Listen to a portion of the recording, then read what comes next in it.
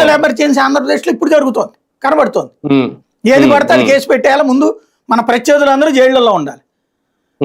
ఈ ఎమర్జెన్సీ గురించి సమావేశాలు జరుగుతున్న సందర్భంలో 50 ఏళ్లు పూర్తయిన సందర్భంలో ఆంధ్రప్రదేశ్లో పరోక్ష ఎమర్జెన్సీ నడుస్తుంది. అంతే తేడా. కానీ అక్కడ ఇందిరాగాంధీ గారిని ఈమెని ఇద్దరిని పోల్చారు. అదే జగన్మోహన్ రెడ్డి ఆ రోజున అందులో ఉన్నటువంటి వ్యక్తి. అప్పుడు పాలకులకి పాలనకి డిఫరెన్స్ ఏంటి అనేది ఈయన చూపించారు, ఇద్దరు ఉండకూడదు అది.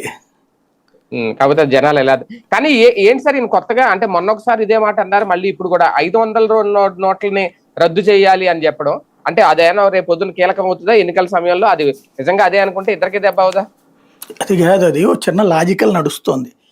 కేంద్ర ప్రభుత్వం ఏం చేస్తుందంటే దశల వారీగా ఇప్పుడు 2000 నోట్లను ఎట్టా తగ్గిచ్చేసింది చలామణిలో నుంచి. 500 నోట్లు కూడా అట్లా చేయబోతోంది నిదానంగా.